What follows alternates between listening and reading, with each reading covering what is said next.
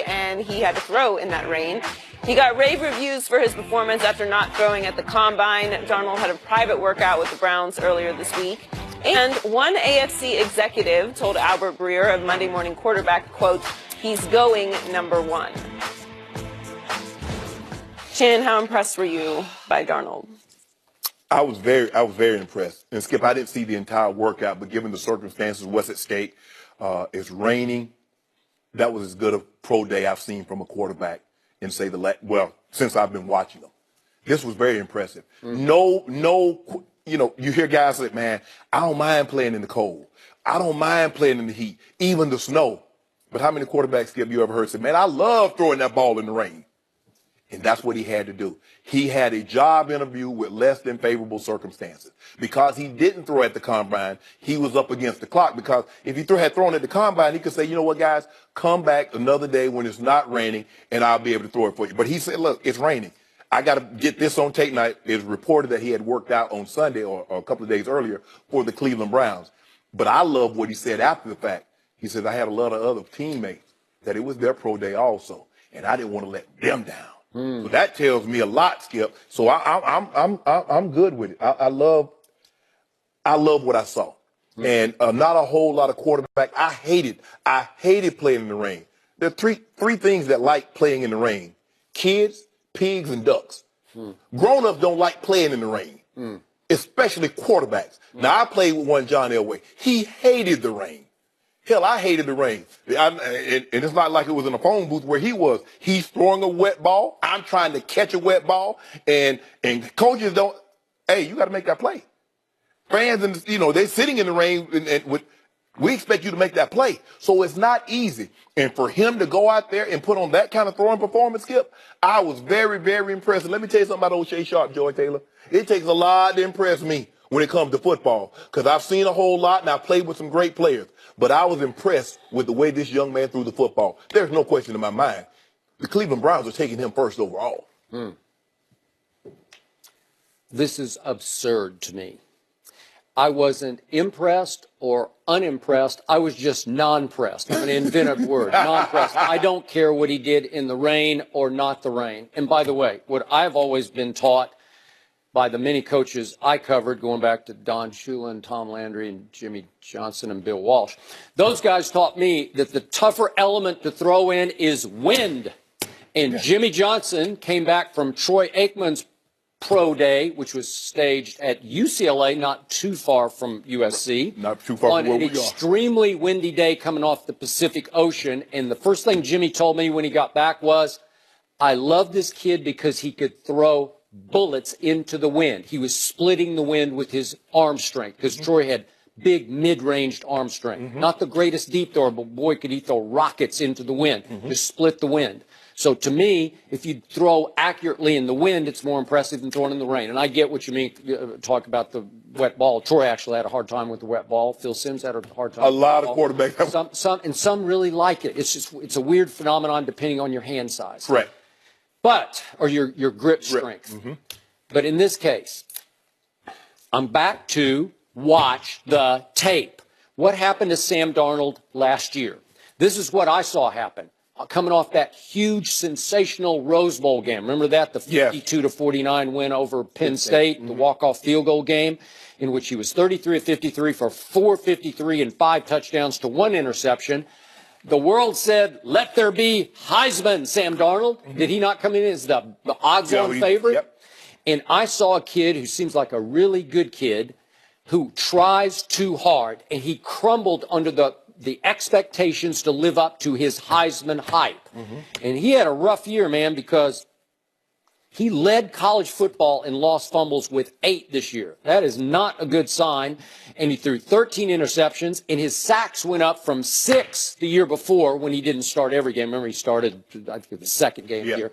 But he had 6 sacks the previous year. He got sacked 29 times this year because he was holding the ball too long, trying to do too much, trying to live up to, I'm going to win the Heisman, and I'm going to carry my school to the national championship. And they lost 3 games, which is not awful.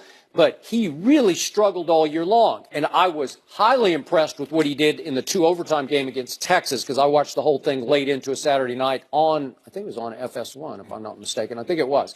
But the point was, he lit up a Texas team that finished 7-6. So they were pretty good, but they weren't great. And that was his signature game, because you're the first one to say he got outplayed by Josh Rosen, UCLA, USC. He did. And Skip, just because he threw a wet ball well in rainy conditions doesn't mean he's going to be a great player. Because I think sometimes, Skip, you try to force plays. I saw a lot of plays. I didn't see all of his games, but he tried to force some throws. You try to, fit balls in situations where you shouldn't. Yep. But you're like, well, let me just try this. And it backfired. Now, you don't like to see guys have high turnovers coming into the NFL, because whatever bad habits that you have coming out of college, you normally bring those into the NFL until someone can correct you from those. See Jameis Winston. Yes. And even receivers fumble. Guys that have a problem fumbling in college, guess what? They bring it to the league. Adrian Peterson they started as great as he's been, Skip. Adrian Peterson would put the ball around. And no doubt. And guys would start to like, you know what? Forget trying to tackle him. Let's tackle the football. Yep, I got it. But you have to be impressed, Skip, into that circumstances, because I can't recall. I get it. He cared about his teammates who had all prepared for this day. Yeah. So he said, I don't want to screw up their schedules, their preparation schedule. Let's just do it. Let's just go out there and play. And again, the Browns are there. Jimmy Haslam, the owner's there, sitting with his parents up in the stands. Who you said was there? Jimmy Haslam? Yeah. He owned the Browns? Yeah. Oh, man, this man might have gone up there now. Well, we already know who's the second pick. Who on the clock at the second pick? The Giants. Who y'all want? Because when the owner Skip, how many times you heard when the owner shows up, you already know what time it is, Skip, baby. You know what's happening. Saquon, has he been to, I don't think the owner came to, I don't think the Giants owner goes to any Hold on. Was Jimmy Haslam talking to his parents? He was. Oh, Game over? Well, there's one player who I still like a lot named Baker Mayfield. Man, you better stop. Okay, but there's no way that Cleveland can take the next Johnny Manziel. There's no way. No. They just can't do it. No. Even if there's a hint of Johnny Manziel, they cannot risk Baker Mayfield. You're right. So I'm good with this. I'm okay. Go ahead and take Sam Darnold, but you better be ready, because as the first overall pick, he's going to have Heisman-like expectations. Yeah, more than Heisman, because the Heisman is only for 1 year. You got expectations for the next 10 years of carrying this franchise. So those are a lot loftier than the Heisman, because they expect you to play well for 1 year, win that award, and dip. They expect you to play. The moment you get in there, Skip, people don't care nothing about this. Man, he's a rookie. And? Oh, he doesn't have enough help. Because guess what they say? If you're as good as you say, you make those guys better, because everybody, that's what Tom Brady does. So everybody comes in, you got to be Tom Brady year 15 in year 1. Skip Bayless, that's you. You put this undue pressure on people. I do not. Yeah, you do. I didn't put any on him, but I don't know. I don't know. And by the way, Sam Darnold did say one thing in his ESPN interview that threw me a little bit. He said, I don't want to play for a team that doesn't want me. Well, if they don't want you, they're not going to take you, Sam. I don't think.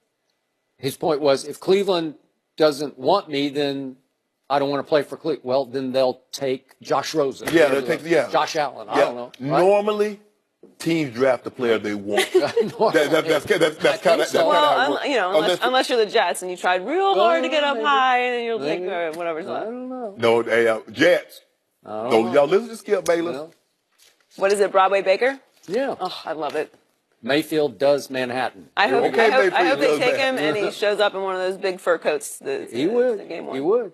Broadway he Joe. Can play, though. Broadway Joe didn't become Broadway until. Just point of order now against Sam Darnold. Baker Mayfield had 41 touchdowns to 6 interceptions. He does not make mistakes. He's a gambler who doesn't make mistakes. Yeah, he makes mistakes off the field. He's made a couple. Yeah. See, I ain't worried about him on the field, Skip. He might make one on the sideline. But what about when the package store got the open? Huh? Can he drive past it? I don't. He can't outrun the cop. Cop eating donuts. He doesn't have a great first step, that's for sure. Is Dwight Howard back to being a dominant big man? We'll discuss that next.